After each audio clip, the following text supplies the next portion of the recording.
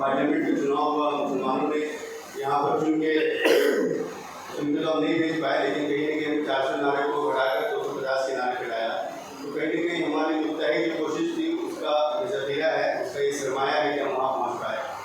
लेकिन India alliance के जीतने के बाद इस देश में जो बलबला फैल रहा है, इंडिया अलायंस के जीतने के बाद जो वायलेंस हो रहा है, इंडिया अलायंस के जीतने के बाद भी वो लोग जिनको आपने चुनकर भेजा प्रदेश से और देश से, वो लोग आपकी आवाज़ क्यों नहीं बन पा रहे।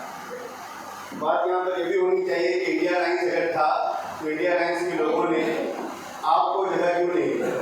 बात ये भी होनी चाहिए कि इंडिया अलायंस को चुन के जाके लोग पहुँचे ज़रूर, लेकिन उन लोगों ने आपकी हिमायत में बातें क्यों नहीं। झारखंड के 2009 से आज तक 4 चुनाव हो चुके पार्लियामेंट के, उन 4 चुनाव में कोई भी मुसलमान चुन के नहीं भेजा जा सका। इन 4 चुनाव में अगर आप देखेंगे तो किसी पॉलिटिकल पार्टी ने मुसलमानों को जगह ही नहीं। तो जो लोग आपके सियासी बसीरत रखते हैं, जो लोग ये समझते हैं कि मुसलमानों को पार्टिसिपेशन बढ़ना चाहिए, उनसे बुनियादी ये सवाल है कि ये सवाल चर्चा में क्यों नहीं लाते हैं कि पार्टिसिपेशन हमारा बढ़ना चाहिए। अगर हम झारखंड की बात करें तो झारखंड में मुसलमानों का जो पॉपुलेशन है वो तकरीबन 14.5 से 15% है 2011 सेंसस के हिसाब से। उसके बाद सेंसस नहीं हुआ, तो 2011 सेंसस में जब मुसलमान 14.5% है, मतलब तकरीबन 65 लाख की आबादी यहाँ पर है। उन 65 लाख की आबादी में आपका रिप्रेजेंटेशन कितना है। अगर हम बात करें भारत के संविधान की, बात करें हमारे आदर्श काशीराम साहब की, उन्होंने एक नारा लगाया जिसकी जनसंख्या भारी होती है उसकी हिस्सेदारी। तो जनसंख्या जिसकी भारी है उसकी हिस्सेदारी क्यों नहीं मिल पा रही है, इसका नाम आज़ाद समाज पार्टी कांशीराम। आपको ये भी समझना पड़ेगा कि झारखंड में 24 साल हमारे बड़े भाई सरकार भी फरमा रहे हैं कि झारखंड को बने हुए 24 साल हो गए। इन 24 सालों में झारखंड में आपकी बुनियादी मसाइल क्यों नहीं हल हुए। आदिवासियों के, दलितों के, पिछड़ों के, मुसलमानों के मसाइल क्यों नहीं हल हुए। इन सारी बातों को हम डिस्कस करने के लिए, बात करने के लिए, आपसे चर्चा करने के लिए और चर्चा करने के लिए आपके पास आए हैं। आपको समझना पड़ेगा कि सियासी तौर पर मुसलमानों को आज़ादी के बाद से आशिक बना के क्यों खड़ा किया गया, हमने आज तक कोई इकदाम क्यों नहीं लिया। जो लोग ये बैठे हैं यहाँ पर, मुझे कुछ देर पहले साहब का फोन आया, उन्होंने कहा काशी भाई हम लोगों को बहुत प्रेशर है, कल मंत्री जी यहाँ पर आए थे और उन्होंने कहा कि अगर आप प्रोग्राम में जाएंगे तो देख लीजिए। तो मैंने कहा साहब मंत्री जी एक वोट यहाँ जाने नहीं देंगे, मेरा वादा आपको। तो मैंने ऐड लिया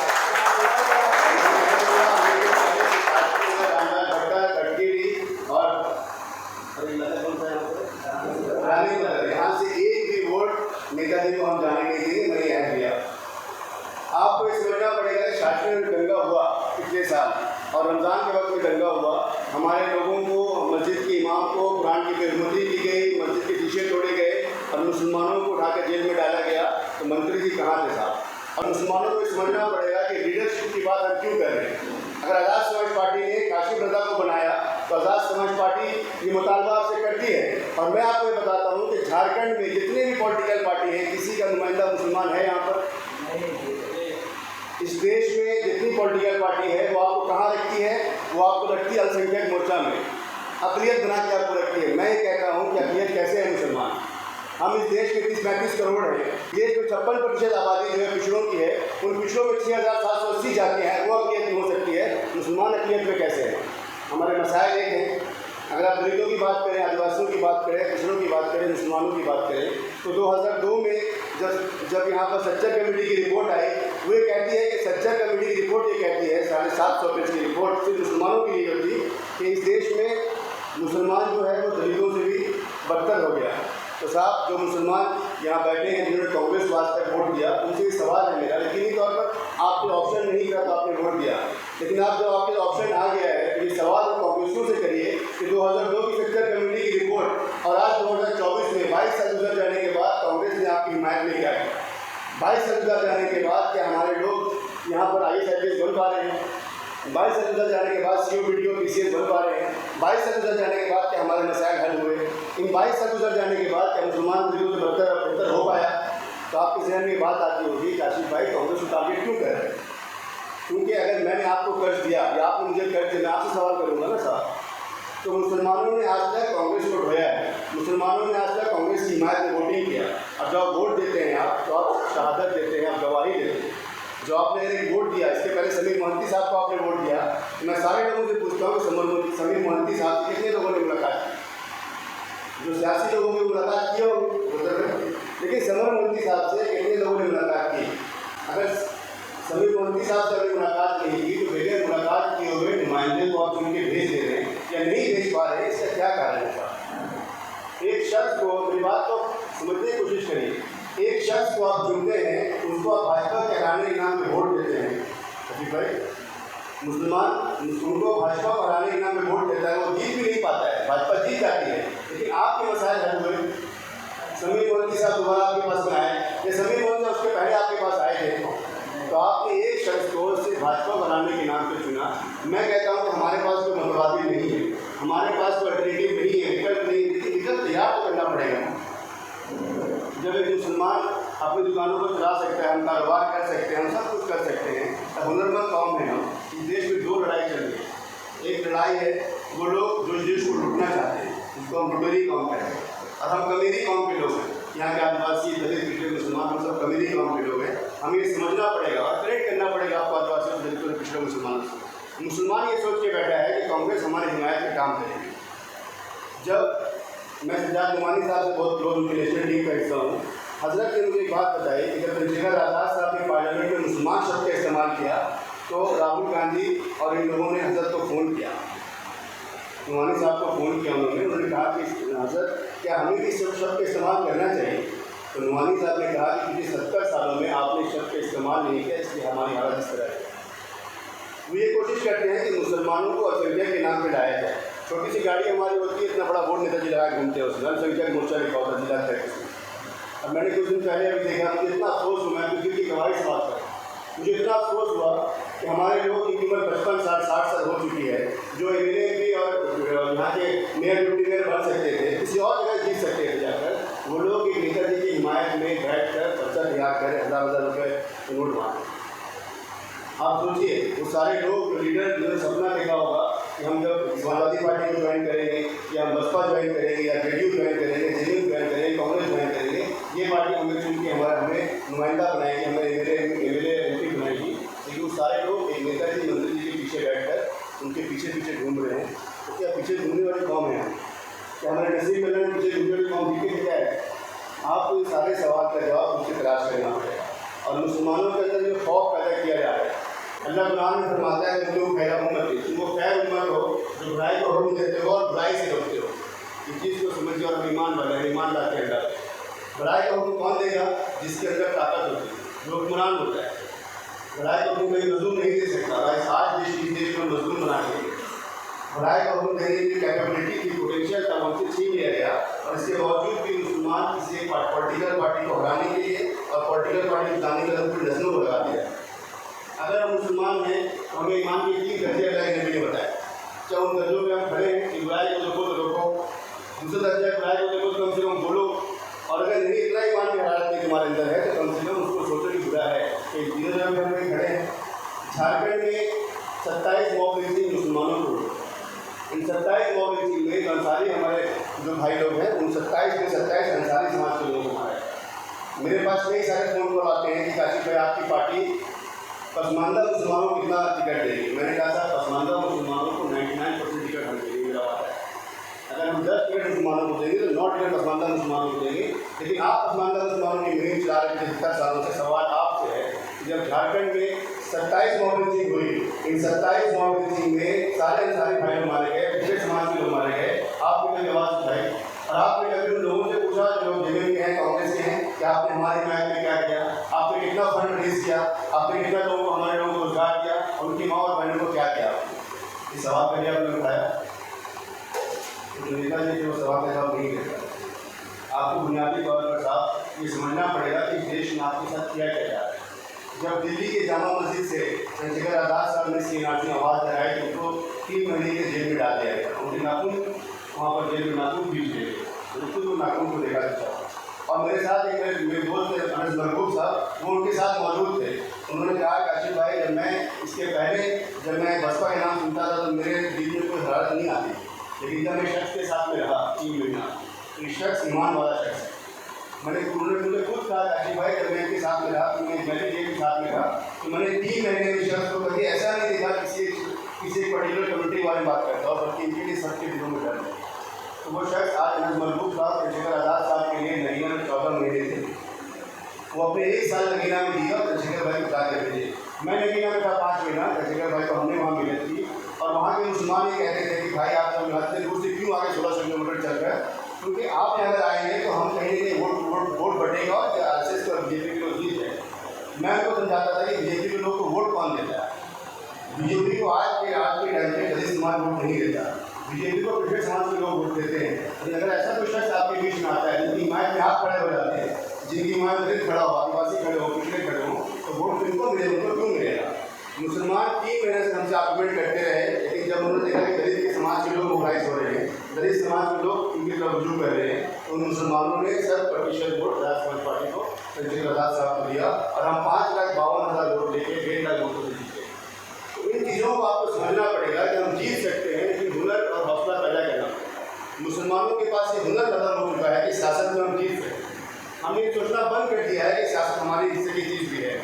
हम ये सोचते हैं कोई नेता जी आएंगे, गुप्ता जी आएंगे, कोई रघुवर जी आएंगे, कोई पांडे जी आएंगे, हमें जीत के हमारी नींव बात करेंगे। लेकिन जब सब काम आप कर सकते हैं, आपके मसाइल कैसे हल होंगे साहब। आज इस देश के CNRC के मामले में कौन खड़ा हुआ आपके साथ, हमने खुद लड़ाई लड़ी है। कई लोगों ने हिमायत में हमारे साथ खड़े हुए लड़ाई तो हमने खुद लड़ी ना। अगर CNRC में हमारी वहाँ रहने का सड़क नहीं होती शाहीन बाग के नाम पे, तो वो पूरा इम्प्लीमेंटेशन हो गया होता और आज के टाइम पे हम कहीं हाशिए पे खड़े होते, हर आदमी के आगे का ट्यूबर जी लगा होता ना था। लड़ाई हमने खुद लड़ी है, लड़ाई हम खुद लड़ने में कैपेबल हैं, तो हम अपने हिस्से की किसी और को क्यों दे रहे हैं। झारखंड के आज 24 साल गुजर जाने के बाद जो लोग यहाँ बैठे हैं, ये बताएं कि झारखंड में क्या तब्दीली देखते हैं आप इन 24 सालों में, आपके क्या मसाइल। मैं तो हर जगह पे घूम रहा हूँ, मेरे लोग कोई रफीक यहाँ बैठे हैं, दोस्त बैठे हैं, हम जवाहर नगर भी जा रहे हैं, नगर भी जा रहे हैं, मानगो भी जा रहे हैं। आपके यहाँ कितनी बस्तियों काटती है टाटा स्टील के नाम पर, किसने डाली है टाटा स्टील का सवाल तो पैदा उठाया ना। और अगर हम सवाल करने में कैपेबल नहीं है तो हम ईमान की बात नहीं करेंगे। अगर हम सवाल करने में कैपेबल नहीं है तो हमें भूल जाना चाहिए हम मुसलमान हैं। और अगर हम मुसलमान हैं सवाल करना पड़ेगा, क्योंकि अल्लाह ताला आपसे आपने अहद किया है कि मामला यकीन करते हैं, अल्लाह आपसे आकर में जवाब दें। और अगर हमारे अंदर एक घोषणा है कि मुसलमान इनाम के मुसलमान हैं, तो फिर मामले कुछ और है। आपको बुनियादी तौर पर सियासत को समझना पड़ेगा और सियासत को समझ कर उन लोगों का साथ देना पड़ेगा जो मजलूमों की इत्तेहाद की कोशिश करें। हमारा विषय ये है कि हम दलितों के साथ, आदिवासियों के साथ, पिछड़ों के साथ इत्तेहाद कायम करें और जालिम को जुल्म से रोकने की कोशिश करें। जब दिल्ली में एक शख्स को जुमे की नमाज में उनको पैर से मारा गया, धक्का दिया गया, इस शख्स ने आवाज़ उठाई, मुझे बताइएगा इस शख्स ने आवाज़ उठाई उठा। चंद्रशेखर आज़ाद साहब ने कहा कि हम 10,000 लोगों के साथ दिल्ली कूच करेंगे और हमने वहाँ सस्पेंड कराने का काम किया। 6 जो अधिकारी थे, 6 के 6 सस्पेंड है। 10,000 लोग आधे घंटे मोबाइल बुलाते हैं दिल्ली में, हमने सस्पेंड कराया उनको। और जिस पार्टी के मुसलमान हिमायत करता है उत्तर प्रदेश में, समाजवादी पार्टी, उसने सिर्फ छोटा सा एक ट्वीट किया, प्रार्थना में प्रहार सही नहीं। जो उत्तर प्रदेश के लोग बैठे हैं उन्हें पता होगा, ट्विटर में हैंडल में आता है, प्रार्थना में प्रहार सही नहीं। अखिलेश यादव ने इतना छोटा सा ट्वीट किया, न उसने मुसलमान शब्द का इस्तेमाल किया, न नमाज का इस्तेमाल किया, ये 2 शब्द का इस्तेमाल ही नहीं किया। उनको मुसलमान होने से गुरेज है, उनको आपकी नमाज से गुरेज है और उनको आप वोट लेके चले आए। चंद्रशेखर भाई ने बोल्डली अनाउंस किया है कि मुसलमानों के साथ खड़े। जब फिलिस्तीन का मामला है, किसी की हिमायत है, फिलिस्तीन की हिमायत सुना, किसी पॉलिटिकल पार्टी के सुना कि उसने फिलिस्तीन की हिमायत की, किसी पॉलिटिकल पार्टी फिलिस्तीन की हिमायत नहीं की। हमने 9 अक्टूबर की रैली की कानपुर में उत्तर प्रदेश में, और चंद्रशेखर साहब ने कहा कि मजलूमों के साथ खड़े हैं, फिलिस्तीन के साथ खड़े। ये फिलिस्तीन के लोग मजलूम है, विदेश में उनकी मजलूम। आपको उन चीज़ों को समझना पड़ेगा कि आज के हालात में कौन आपके साथ खड़ा है। और अगर हम डर के सिस्कियाँ ले लेकर हम होते रहे तो नस्लें हमारी गुलाम पैदा होंगी, नस्लें हमारी भूखी पैदा होंगी, ये भी आपको याद रखना पड़ेगा। और अगर हम मुसलमान हैं, इन सारे हैं तो आपको उठाना पड़ेगा कि आने वाले विधानसभा में हम अच्छे लोगों को, नेक लोगों को, जिन लोगों के अंदर खौफ खुदा है, जो ये सोचता है कि मैं जो काम कर रहा हूँ उसका अल्लाह हमें आखिरत में देगा, उन लोगों को चुन के लाना पड़ेगा। और आपको ये भी समझना पड़ेगा कि जिन नुमाइंदों को आप चुन के ला रहे हैं वो नुमाइंदे हैं कौन। क्योंकि मुसलमान का आपके यहाँ का जो वोट है, हमारा वोट यहाँ पर है लेकिन 28,000 वोट, लेकिन 28,000 नौजवान अपने रोजगार की धुन में वो बाहर है। 28,000 नौजवान इस देश में रहते नहीं हो, बेचारे बाहर जॉब कर रहे हैं, अपने देश में नहीं जॉब कर रहे हैं, तो वोटर आपका नहीं है यहाँ। लेकिन अगर हम उस मैकेनिज्म को तैयार करें, जो मैकेनिज्म हमने तैयार नगीना में किया, तो वोट कॉन्फिडेंट के थ्रू वोट दे सकते हैं बैलेट पेपर में। पहली चीज़ ये। दूसरी चीज़ ये है कि आपको समझना पड़ेगा कि मुसलमान पूरा वोट भी दे देता है तो आप चुनाव को नहीं जीत सकते। ये भी चलाया गया आपके दिमाग में कि मांडोवासी वोट दे देंगे तो चुनाव को जीत जाएंगे। मांडोवासी वोट देंगे तो चुनाव जितने तो सपोर्टिंग हैंड बन सकते हैं, वो आपके लिए सपोर्टिंग हैंड बन सकते हैं, तो उनके चुनाव से वोट नहीं जीत सकते। आपको अगर वोट जीतना है तो दलितों को, आदिवासियों का, पिछड़ों का वोट लाना पड़ेगा। और आपको समझना पड़ेगा कि आपकी विधानसभा में वोटिंग पैटर्न कैसा है। आपकी विधानसभा में 1,28,000 मुस्लिम वोटर है, मतलब हम तकरीबन 32% है। दलित भाई के यहाँ पर 22%, दलित समाज के वोटर यहाँ पर है वो 85,000 वोटर है। अगर आपने पूरा पैटर्न को रियलाइज किया हो पिछले 25 सालों का, तो दलित समाज का अगर कोई कैंडिडेट खड़ा होता है और किसी एक पार्टी से आता है जो दलितों की पार्टी होती है, उनको वोट आंख बंद कर देते हैं। ये दलितों के अंदर ये जागृति है कि दलित अपनी पार्टी को पहचानता है, वो ये भी जानता है कि मेरे शख्स अगर आगे जाके चलेगा तो मेरी हिमायत की बात करेगा, लेकिन मुसलमान अपने लीडर को पहचानता नहीं है। बड़ी ये बहुत खुशी की बात हमारे लिए, क्योंकि आप लीडर को पहचानते नहीं हैं। और एक बात आपसे मैं कहना चाहता हूँ कि मुसलमानों को जब मुसलमानों के नुमाइंदे खड़े होंगे तब उनको एटिंग सीटिंग कहा जाएगा। उनसे सवाल करिए, चंपाई सुरेन साहब कितने सालों से किसके साथ में थे, वो कहाँ चले गए? कल्पना सोरेन कहाँ थी, कहाँ चली गई साहब? उनके साथ एक और युवती चले गए, गीता कोड़ा जी चली गई, सांसद थी वो, नेहरा साहब चले गए। क्या पता कि बन्ना गुप्ता साहब भी चले गए। तो उन्होंने ईमान लाया कांग्रेस में, क्या ईमान तो हमने क्या ईमान खुला कांग्रेस, उनका ईमान कांग्रेस में नहीं है साहब, उनका ईमान नहीं, हमारा ईमान कांग्रेस में है। मैंने मुसलमानों से एक बात और की, पिछले प्रोग्राम में मैं कहा मीटिंग में, मैंने मुसलमानों को कहा कि शजरा हमारा कहाँ से मिलता है? शजरा हमारा मिलता बन्ना होता है। ये कोई हंसने की बात नहीं, मैं वो ढंग से बोल रहा हूँ। जब मुसलमानों से बात करेंगे तो मेरा नेता बनना होता है, मेरा नेता अल्लाह के नबी सल्लल्लाहु अलैहि वसल्लम की इस बात कर रहा है। हमारे नेता के लोग अल्लाह के नबी लोग, उनके सब काबिल लोग अल्लाह के नबी होंगे, लेकिन हमने नेता किनको मानना शुरू किया? हमने नेता मानना शुरू किया बनना होता। हमने कहा कि हिम्मत बनना है तो हिम्मत है, और एक साहब कौन, वो हिम्मत है तो हिम्मत है। अरे साहब, हेमंत सोरेन ने मुसलमानों की नस्लों को खत्म कर दिया झारखंड में, लेकिन 27 लोगों मॉब लिंचिंग जब हुआ तो 27 लोगों के मॉब लिंचिंग में किसी एक शख्स का बता दीजिए जिसके मॉब लिंचिंग के बाद उसके घर के लोगों को उनकी हिमायत में खड़े हों। अभी शहाबुद्दीन साहब का मॉब लिंचिंग हुआ कोडरमा में, बता दो उस मॉब लिंचिंग को उन्होंने ये साबित कर दिया कि एक्सीडेंटल है। हमारी टीम वहाँ पर गई और हमारी टीम ने जाकर वहाँ पर एफआईआर करने का काम किया। आपको भी समझना पड़ेगा कि मुसलमान जब तक ये बात करना शुरू करे कि हम खड़े होंगे, हमारी सीट खड़ी होगी। झारखंड में शरीफ भाई, अगर हम 14% हैं, यहाँ की आबादी में हमारा हिस्सा बनता है 14 सीटों का।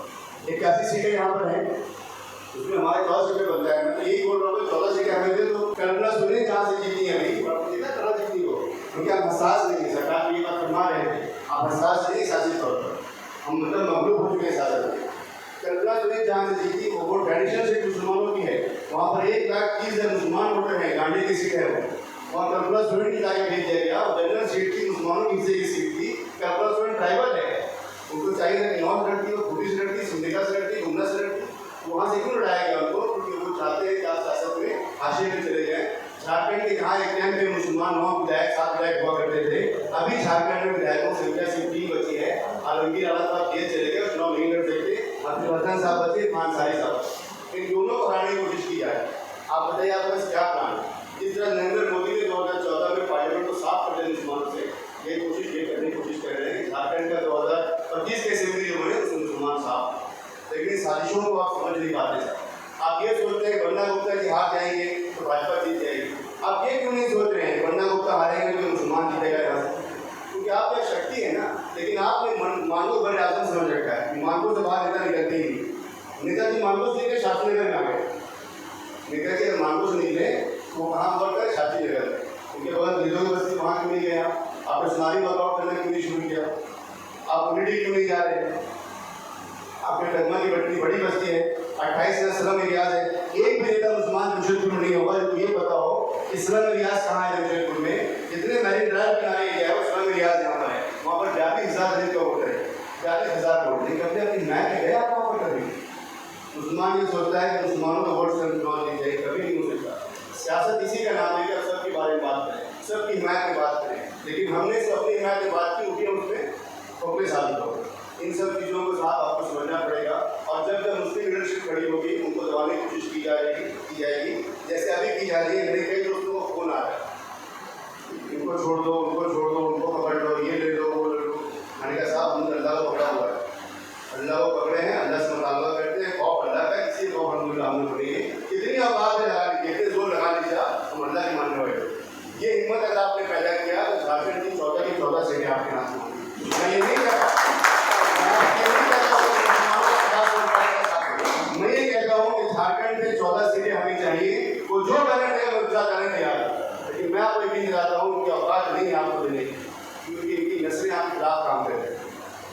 चाहते हैं कि मुसलमान हाथ खड़ा हो, ये चाहते हैं कि आपके सियासी शोर आपको खत्म कर दिया जाए। झारखंड के एक यहाँ पर जगन्नाथ साहब जो मर गए, जगन्नाथ साहब ने डुमरी के विधायक थे, 3 बार के विधायक रहे। वहाँ मुसलमान का वोट 90,000, महतो वोट 80,000 और दीगर वोट 40,000। मुसलमान दलित मिलकर वहाँ पर तकरीबन 1,30,000 वोटर बनता था, लेकिन वह महतो जीते। चलिए वो जीते भी थे। तो उन महतो साहब ने जब उनके बाद इन्फॉर्मेशन किया कि मुस्लिम के जो मुस्लिम स्कूल हैं, मुस्लिम के जितना भी स्कूल चल रहा है माइनॉरिटी के नाम पे, उसमें जुम्मा में छुट्टी होती है। उन साहब ने एक जारी किया, नोटिस जारी किया, आदेश जारी किया कि जुम्मा को छुट्टी खत्म किया जाएगा और मुसलमानों के जो स्कूल है उसमें से उर्दू शब्द को हटाया जाएगा। ये पता आपको? अगर मुसलमान को बोल दिया जाए उर्दू खतरे में सड़क पर जरूर बच जाएगा, लेकिन पॉलिसी में भी जहाँ पर बात आती है वहाँ जीरो पे खड़े। झारखंड में उर्दू के नाम पर आपको ठगा गया।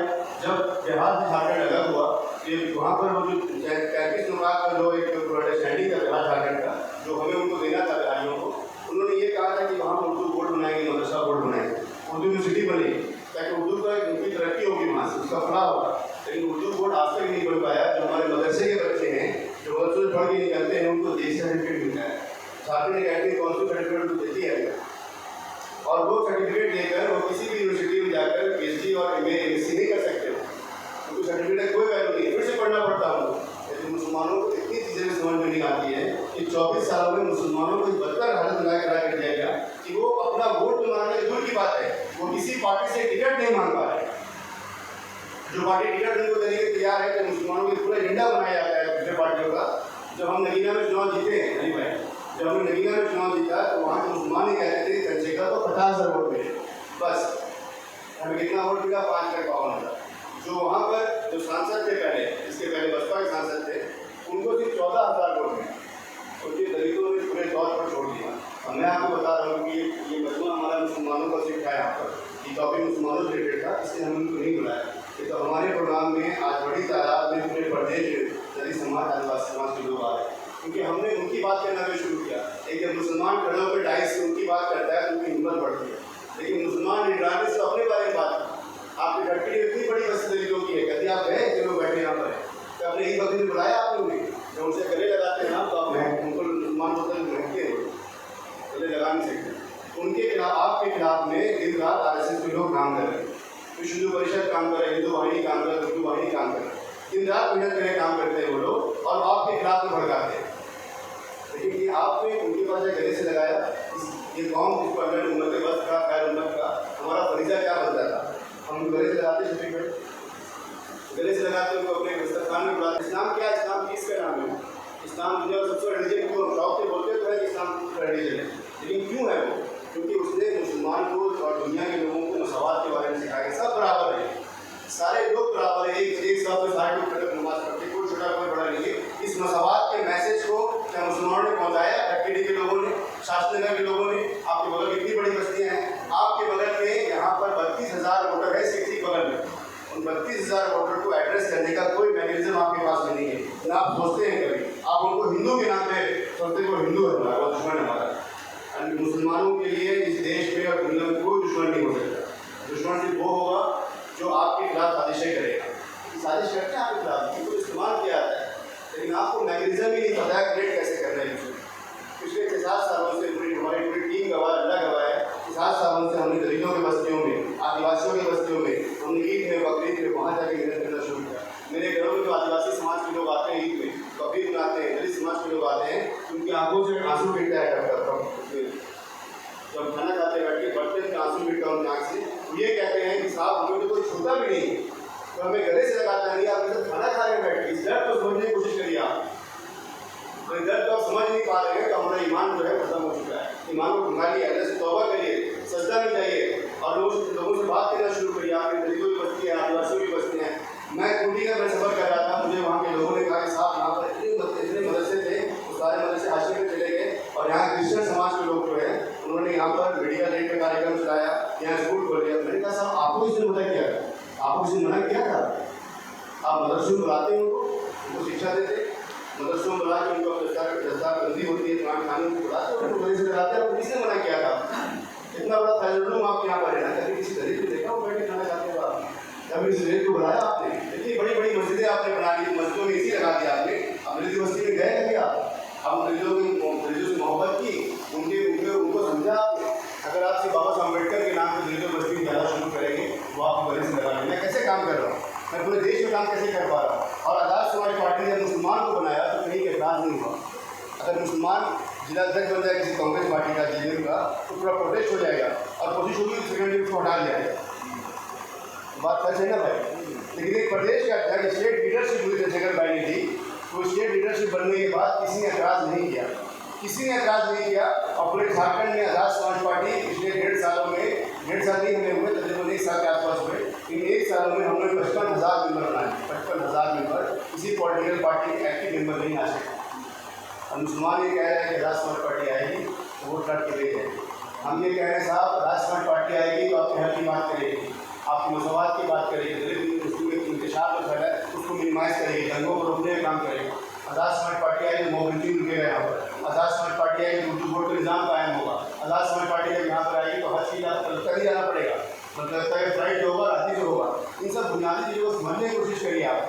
आपके यहाँ पर मानपुर इलाके में एक भी स्कूल नहीं, हाई स्कूल, एक भी हाई स्कूल मानपुर इलाके में नहीं है। 24 साल गुजर गए, एक बच्चा गरीब का बच्चा पढ़ना चाहेगा, लुड़ा पढ़ सकता जाके वो। एक ऑटो ड्राइवर जमशेदपुर में 12 ऑटो ड्राइवर रजिस्टर्ड है, उनके बच्चों को हक नहीं मिला स्कूल में पढ़ने, कॉन्वेंट में पढ़ने का। उनके बच्चे कबरिया स्कूल में पढ़ेंगे, करिया स्कूल में पढ़ेंगे, उनके बच्चों को पढ़ने का कब देंगे आप? लेकिन आपने इस सिस्टम को खुद में छोड़ दिया। हम ये सोचते हैं कि मेरा घर तो बेहतर है। अब यकीन करिए इस देश के जो हालात बन रहे हैं उस हालात में खिसक के वही आने वाले। अगर आपने सियासी तौर पर बेदार नहीं किया अपने आप को और सियासी अगर शरीर तौर आपने नहीं किया अपने अंदर तो सिस्कियाँ इतनी दूर तक होगी तो उसकी आर्टिस्ट सुनाई देंगे आपको इन सब चीज़ों को समझना पड़ेगा साहब। और आज़ाद समाज पार्टी ऐसी पार्टी उनकी तहरीक है। आज़ाद समाज पार्टी के जो सरबराह हैं, जो लीडर हमारे हैं, पिछले 10 सालों से जब वो मंत्री भी नहीं थे, जब विधायक भी नहीं थे, जब सांसद भी नहीं थे, उन्होंने मुसलमानों की हिमायत में, आदिवासियों की हिमायत में काम करना शुरू किया। आज़ाद समाज पार्टी मेरा कहना यूँ नहीं हुआ उन्होंने कहा प्रदेश अध्यक्ष बन गया, बल्कि हमने जब फैसला लिया कि प्रदेश अध्यक्ष बनना है तो मैंने सज्जाद नुमानी साहब जो इस देश के बड़े आदमी नहीं हैं उनसे पहले हमने बात की, मुआहदा किया चंद्रशेखर साहब से कि आप अगर आते हैं हमारे साथ में तो हम किन मुआहदों पर काम करेंगे। हमने बाकायदा मुआहदा किया कि आने वाले वक्त में अगर यहाँ पर सरकार हमारे आती है तो यहाँ पर डिप्टी सीएम मुसलमान होगा।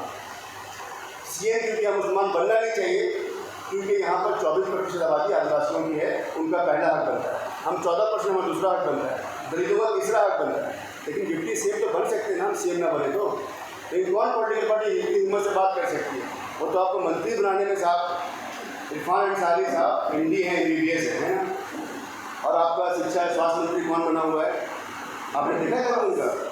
2019 में जाके mynetra.com क्लिक करिए, उसमें देखिए बन्ना गुप्ता साहब कितने पढ़े लिखे।